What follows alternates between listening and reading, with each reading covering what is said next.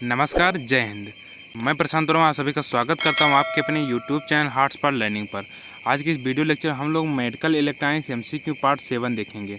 इससे पहले medical electronics का जो वीडियो था वो पार्ट 6 तक कंप्लीट कर चुके हैं, यानी कि हर एक वीडियो में 15-15 क्वेश्चन डिस्कस करके पार्ट 6 तक हम लोग डिस्कस कर चुके हैं। आज का जो टॉपिक है वो मेडिकल इलेक्ट्रॉनिक्स का पार्ट 7 है और आज का जो टॉपिक बेस्ड है वो हमारा एक्सरे पे बेस्ड है, जो कि आपके सिलेबस का एक पार्ट है। हम कोशिश यही करते हैं कि मेडिकल इलेक्ट्रॉनिक्स या फिर कोई और सब्जेक्ट जो हमारे द्वारा पढ़ाई जा रहे हैं या फिर हमारे द्वारा जो एमसीक्यू करवाए जा रहे हैं उसमें जो क्वेश्चन इंक्लूड किए हैं वो सिलेबस से रिगार्डिंग ही हो, सिलेबस के बाहर कोई क्वेश्चन ना हो। और ये भी साथ में कोशिश रहती है कि टॉपिक बाई टॉपिक क्वेश्चन हो। तो आज जो हमारा मेडिकल इलेक्ट्रॉनिक्स का क्वेश्चन है वो एक्सरे से बेस्ड है और एक्सरे आपके सिलेबस का एक पार्ट है, आप सिलेबस देख सकते हैं। तो आज का जो हमारा वीडियो नंबर 7 और टॉपिक हमारा एक्सरे, इसका हम एमसीक्यू देखेंगे। वैसे इससे पहले जो 6 वीडियो अपलोड किए गए हैं उसमें भी एक्सरे के काफ़ी ज़्यादा रिलेटेड क्वेश्चन थे। तो अगर आप सभी ने उन वीडियो को नहीं देखें तो डिस्क्रिप्शन में आपको मेडिकल इलेक्ट्रॉनिक्स तथा इलेक्ट्रॉनिक्स के रिलेटेड जो भी सब्जेक्ट हैं, इलेक्टिव में हमारे पास तो मेडिकल इलेक्ट्रॉनिक्स है, जो कॉमन सब्जेक्ट हैं जो कि सभी स्टूडेंट के लिए कंपलसरी हैं, वो सारे सब्जेक्ट के एमसीक्यू इसी चैनल पे करवाया जा रहा है। अगर आप सभी ने उन वीडियो को नहीं देखें तो डिस्क्रिप्शन में प्लीज़ आप उनकी लिंक मिल जाएगी, आप उनको ज़रूर देखें। ठीक, तो चलते हैं आज के वीडियो पे। आज का जो पहला क्वेश्चन हमारा लिया गया है, हमारा पहला क्वेश्चन क्या कह रहा है, dental x ray is also known as, यानी कि डेंटल एक्सरे को किस रूप में किस नाम से जाना जाता है। पहला ऑप्शन दिया आर्थोपेंडिक्स, दूसरा ऑप्शन दिया आर्थोपेंटोग्राफी दिया गया है, तीसरा ऑप्शन दिया आर्थोलॉजी दिया गया है और चौथा ऑप्शन जो दिया आर्थोपेंटोमोग्राफी दिया गया है। ठीक, तो जो हमारा राइट का आंसर हो जाएगा क्वेश्चन नंबर 1 का आंसर नंबर डी हो जाएगा आर्थोपेंटोमोग्राफी। आर्थोपेंटोमोग्राफी जो होगा वो क्या क्वेश्चन नंबर 1 का राइट आंसर होगा, यानी कि डेंटल एक्सरे को हम क्या बोलते हैं, आर्थोपेंटोमोग्राफी बोलते हैं। D number is right answer हो जाएगा। ठीक, I hope question number 1 clear होगा। नेक्स्ट क्वेश्चन की बढ़ते हैं, question number 2। Next question number 2 दिया गया है, क्या दिया गया है, which analog to digital converter is used in the digitalization of ECG signal to signal conditioning, यानी सिग्नल कंडीशनिंग में ECG सिग्नल को डिजिटलीकरण में किस एनालॉग टू डिजिटल कन्वर्टर का उपयोग किया जाता है, यानी कितने बिट का digital analogue to digital converter का उपयोग किया जाता है। तो इसका जो ऑप्शन दिए गए हैं, पहला ऑप्शन दिया 16 बिट, दूसरा ऑप्शन दिया 12 बिट, तीसरा ऑप्शन दिया 32 बिट, चौथा ऑप्शन दिया गया है 64 बिट। तो जो क्वेश्चन नंबर 2 है इसका जो राइट आंसर हो जाएगा हमारा आंसर नंबर बी हो जाएगा 12 बिट, यानी कि एनालॉग टू डिजिटल कन्वर्टर में 12 बिट का कन्वर्टर यूज़ किया जाता है। कौन सा analogue to digital converter use किया जाता है। अब आप लोग कमेंट बॉक्स में बताइएगा कि ईसीजी का फुल फॉर्म क्या होता है। इससे पहले जो 6 वीडियो बताए हैं उसमें हर एक वीडियो में आपको ईसीजी के बारे में कुछ ना कुछ ज़रूर बताए हैं। तो इस वीडियो में आप लोग कमेंट करके बताइएगा कि ईसीजी का फुल फॉर्म क्या होता है। तो इस प्रकार से जो क्वेश्चन नंबर 2 इसका राइट आंसर होगा, आंसर नंबर बी हो जाएगा 12 bit. 12 bit is right answer हो जाएगा। ठीक, नेक्स्ट क्वेश्चन को बढ़ते हैं, क्वेश्चन नंबर 3। क्वेश्चन नंबर 3 क्या दिया गया है, how many steps are there in QRS detection, यानी कि QRS डिटेक्शन में कितने चरण होते हैं। तो पहला इसका ऑप्शन दिया 3 चरण, दूसरा ऑप्शन दिया 2 स्टेप, तीसरा ऑप्शन दिया 4 स्टेप और चौथा ऑप्शन दिया 1 स्टेप। तो जो QRS डिटेक्शन होता है इसका जो इसमें जो चरण होते हैं, चरणों की संख्या होती है 2 स्टेप, यानी कि जो हमारा बी नंबर आंसर है इज राइट आंसर हो जाएगा। तो क्वेश्चन नंबर 3 जो दिया गया है QRS में कितने स्टेप होते हैं, तो उसका जो राइट आंसर हो जाएगा आंसर नंबर बी हो जाएगा 2 स्टेप। तो इस प्रकार से जो राइट आंसर होगा क्वेश्चन नंबर 3 का बी आंसर राइट होगा 2 स्टेप। ठीक, नेक्स्ट क्वेश्चन की बढ़ते हैं, question number 4। If fast moving electrons rapidly decelerated when rays produced are, यानी कि यह तीव्र गति से चलने वाले इलेक्ट्रॉन तीव्र गति से विलंबित होते हैं तो उत्पन्न होने वाली किरणें क्या होती हैं। पहला ऑप्शन दिया गया है अल्फा रेज, दूसरा ऑप्शन दिया है बीटा रेज, तीसरा ऑप्शन दिया है गामा रेज, चौथा ऑप्शन दिया है एक्स रेज। तो जो क्वेश्चन नंबर 4 हो जाएगा उसका राइट आंसर हो जाएगा हमारा answer number D X rays, यानी कि एक्स रेज को जो ओरिजिन होता है, एक्स रेज का जो उद्गम होता है वो कैसे होता है, वो इलेक्ट्रॉन की वजह से ही होता है और इलेक्ट्रॉन को इतना ज़्यादा आवेशित करके छोड़ा जाता है और उसके बाद एक प्लेट लगा के उसको डाइवर्ट कर दिया जाता है। जब ये डाइवर्ट होते हैं खूब तेज़ से अपने विलंबित होते हैं अपने जो रियल पाथ है, तब जाके एक्सरे का ये रूप लेते हैं। तो अब एक्सरे का अगर ओरिजिन पूछा जाए कैसे होता है, तो एक्सरे में होता इलेक्ट्रॉन ही है, क्या होता तो इलेक्ट्रॉन्स ही, लेकिन हाँ उसको एक प्लेट लगा के उसको डाइवर्ट करके उसको इतनी ज़्यादा आवेशित कर दिया जाता है और उसको फिर डाइवर्ट करके एक्सरे के रूप में कन्वर्ट किया जाता है। तो जो क्वेश्चन नंबर 4 हमारा होगा, क्वेश्चन नंबर 4 का राइट आंसर हो जाएगा हमारा आंसर नंबर डी हो जाएगा एक्सरे। एक्सरे का उत्पन्न कैसे होता है, इस क्वेश्चन से आपको समझ में आ रहा होगा कि एक्सरे बनता कैसे, एक्सरे जो मशीन होती है उसमें एक्सरे बनता कैसे। ठीक, तो answer number D is right answer हो जाएगा। ठीक, नेक्स्ट क्वेश्चन की बढ़ते हैं, question number 5। Next question number 5 हमारा दिया गया है, in X-ray emission tubes X-ray is emitted by the acceleration of, यानी कि एक्सरे उत्सर्जन ट्यूब में एक्सरे के त्वरण उत्सर्जित होता है।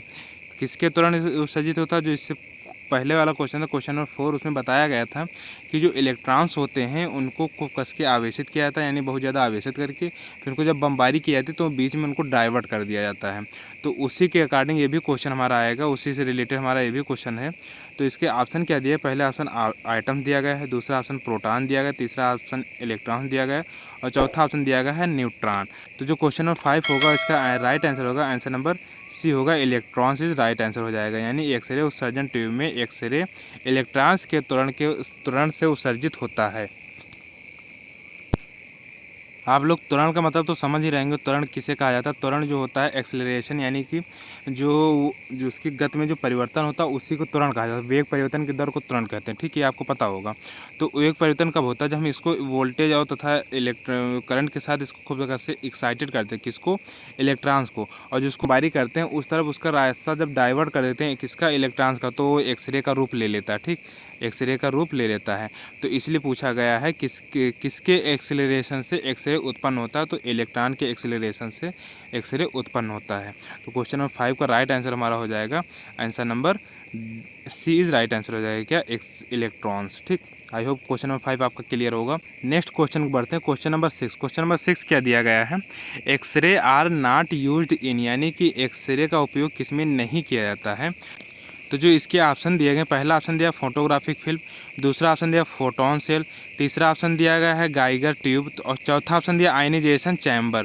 तो जो क्वेश्चन नंबर 6 दिया गया इसका जो राइट आंसर हो जाएगा हमारा आंसर नंबर बी हो जाएगा राइट आंसर, यानी कि फोटो सेल्स जो होते हैं उसमें किसका, एक्सरे का उपयोग नहीं किया जाता है। और इसके अलावा जो दिया गया है सारा ऑप्शन, जो फोटोग्राफिक फिल्म दिया इसमें भी एक्सरे यूज़ किया जाता है, जाइजर ट्यूब जो दिया है उसमें भी एक्सरे उपयोग किया जाता है, और आयनाइजेशन चैम्बर जो दिया है उसमें भी एक्सरे का यूज किया जाता है। तो इस प्रकार जो राइट आंसर होगा हमारा आंसर नंबर बी होगा, फोटो सेल्स होगा राइट आंसर। ठीक, photo cells is right answer होगा क्वेश्चन नंबर 6 का। आई होप क्वेश्चन नंबर 6 भी आपका क्लियर होगा। नेक्स्ट क्वेश्चन बढ़ते हैं, क्वेश्चन नंबर 7। नेक्स्ट क्वेश्चन हमारा क्वेश्चन नंबर 7 दिया गया, क्या दिया गया है, एक्सरे प्रोसेस इलेक्ट्रोमैग्नेटिक कैरेक्टर्स, यानी कि एक्सरे में विद्युत चुंबकीय चरित्र होता है, बिल्कुल होता है। Answer number A is right answer हो जाएगा। जो एक्सरे होते हैं इलेक्ट्रोमैग्नेटिक के कैरेक्टर को फॉलो करते हैं। इलेक्ट्रोमैग्नेटिक कैरेक्टर क्या होता है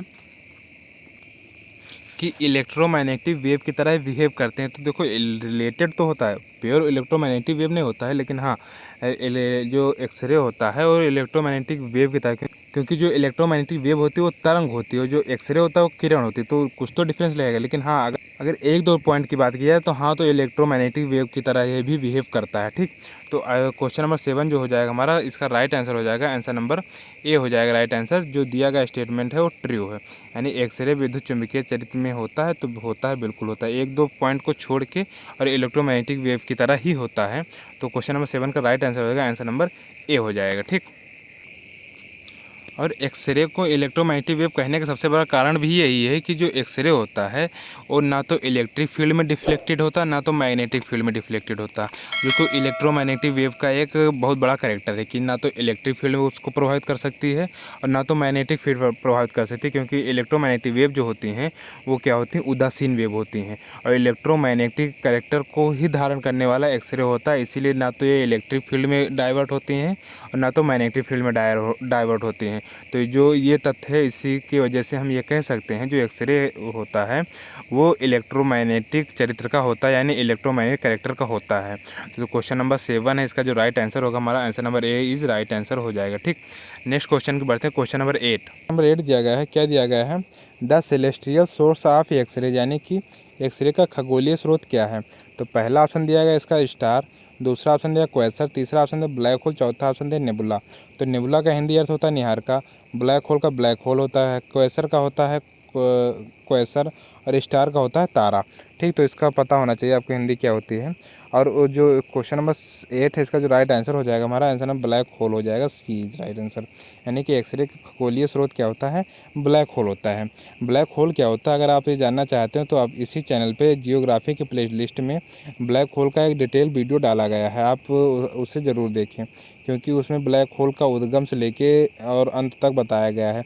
वैसे जो ब्लैक होल होता है एक ग्रह ही होता है, जो कि डेड ग्रह होता है, यानी कि जो ग्रह का अंत समय आता है उस समय ब्लैक होल होता है, क्योंकि इसकी डेंसिटी बहुत हाई हो जाती है। डेंसिटी हाई होने के कारण इसमें गुरुत्वाकर्षण भी बहुत ज़्यादा हाई हो जाता है।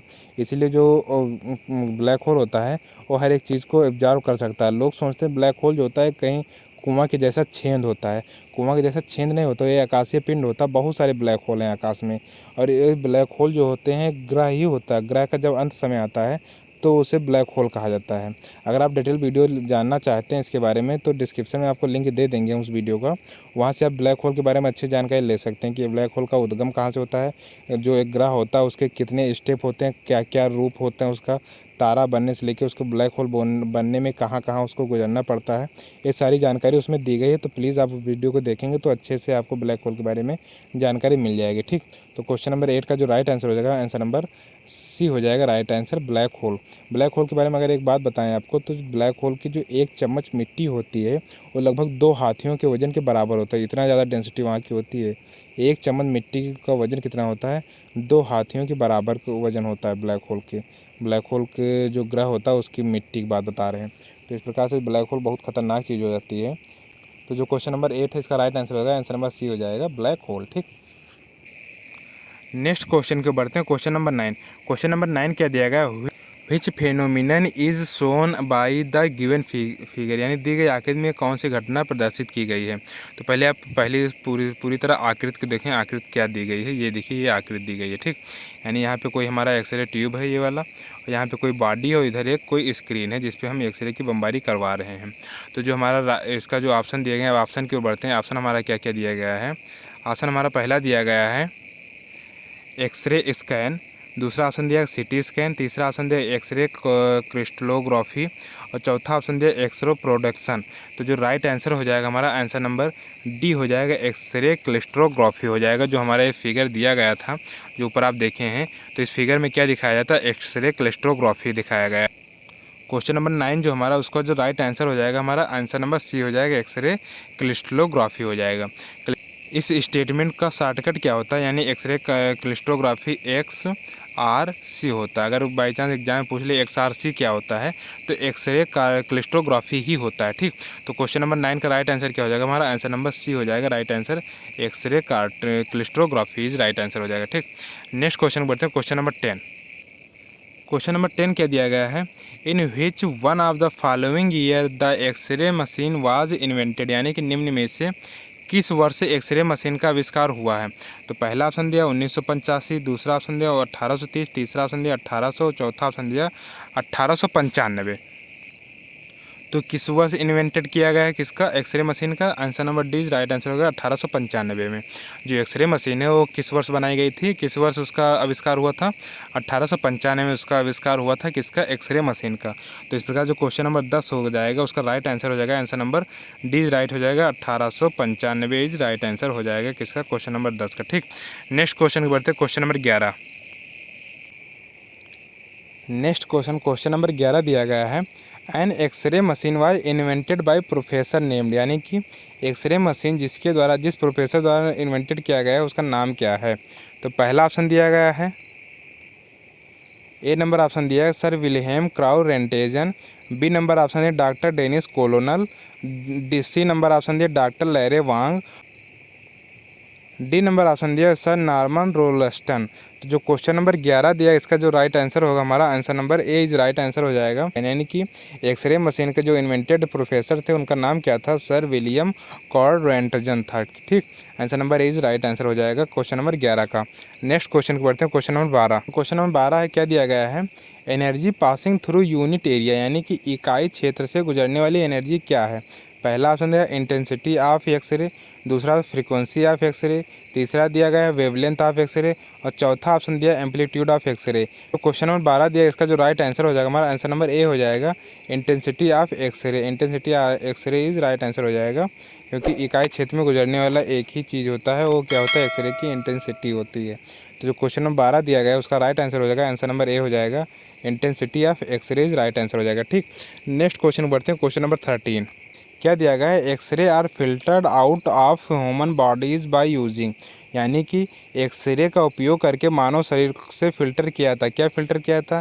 पहला ऑप्शन दिया गया है कैंडियम ऑब्जर्वर, दूसरा ऑप्शन दिया कार्बन ऑब्जर्वर्स, तीसरा ऑप्शन दिया है कॉपर ऑब्जर्वर्स और चौथा ऑप्शन दिया है एल्युमिनियम ऑब्जर्वर्स। तो जो क्वेश्चन नंबर 13 होगा इसका राइट आंसर हो जाएगा हमारा आंसर नंबर डी हो जाएगा इंडियम ऑब्जर्वर्स। ठीक, ऑब्जर्व्स जो इंडियम ऑब्जर्व्स होता है उसको x-ray are filtered out of human body, यानी एक्सरे करके ह्यूमन बॉडी से फिल्टर किया जाता है। तो D number is right answer हो जाएगा आंसर नंबर 13 का। ठीक, नेक्स्ट क्वेश्चन बढ़ते हैं, क्वेश्चन नंबर 14।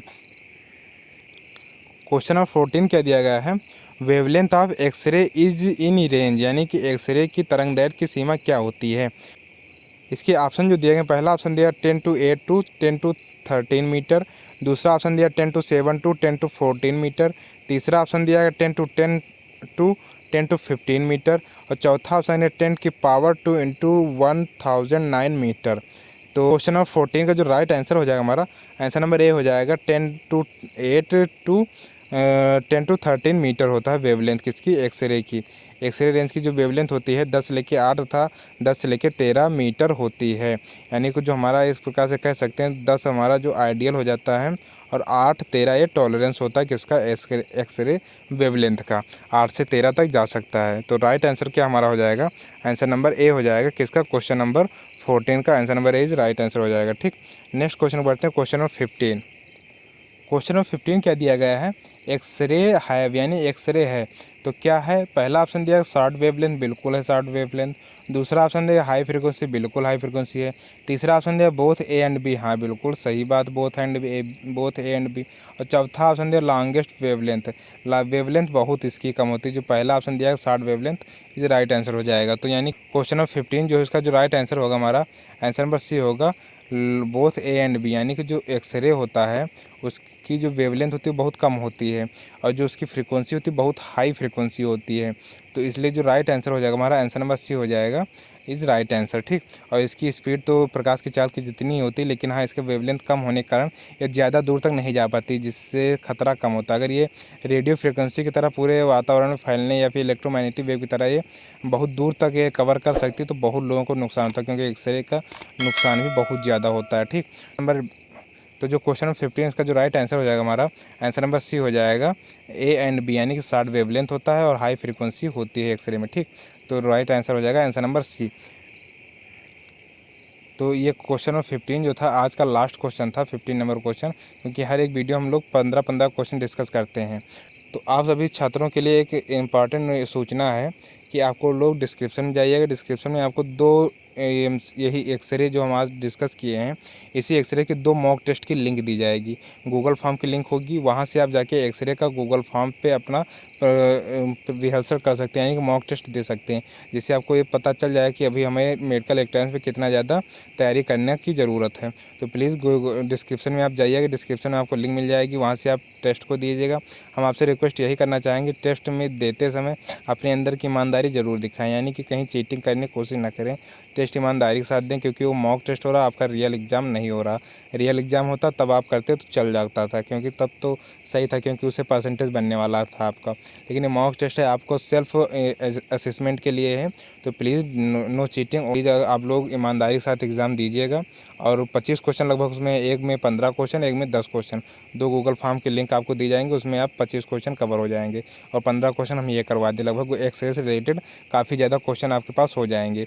नेक्स्ट वीडियो हम लोग कोई दूसरा टॉपिक लेके डिस्कस करेंगे, तो उसका भी कोशिश करेंगे गूगल फॉर्म की लिंक आप लोग प्रोवाइड करवा दें, ताकि आप सेल्फ से भी कुछ प्रैक्टिस करते रहें और जो हम कर रहे हैं वो तो आप पढ़ ही रहे होंगे। ठीक, साथ ही में अगर आपको इस PDF के कंटेंट की आवश्यकता है तो प्लीज़ डिस्क्रिप्शन में आपको टेलीग्राम चैनल का लिंक मिल जाएगी, वहाँ से आप टेलीग्राम चैनल ज्वाइन कर लें। या फिर अगर वहाँ से नहीं ज्वाइन कर पा रहे हैं तो टेलीग्राम पे जाके हार्ट्स फॉर लर्निंग डालेंगे, वहाँ पे हार्ट्स फॉर लर्निंग का एक लोगो आ जाएगा, उस पर आप ज्वाइन कर सकते हैं। उस पर आपको वीडियो के प्रॉपर नोटिफिकेशन तथा PDF से रिलेटेड कोई भी जो क्वेरी होगी वो आपको वहाँ पे सॉल्व कर दिया जाएगा, यानी PDF तथा वीडियो वहाँ पे अवेलेबल करवा दे। तो आप प्लीज़ टेलीग्राम चैनल ज़रूर ज्वाइन करेंगे। और आपसे ये भी कहना चाहेंगे, अगर वीडियो आपको पसंद आ रहा हो तथा नॉलेजफुल लग रहा हो तो प्लीज़ दोस्तों के साथ ज़रूर शेयर करें, लाइक किया करें तथा चैनल सब्सक्राइब करना बिल्कुल भी ना भूलें। तो प्लीज़ आज चैनल को सब्सक्राइब ज़रूर करें। तो आज की इस वीडियो में इतना ही, मिलते हैं किसी नेक्स्ट वीडियो में, तब तक के लिए जय हिंद, धन्यवाद।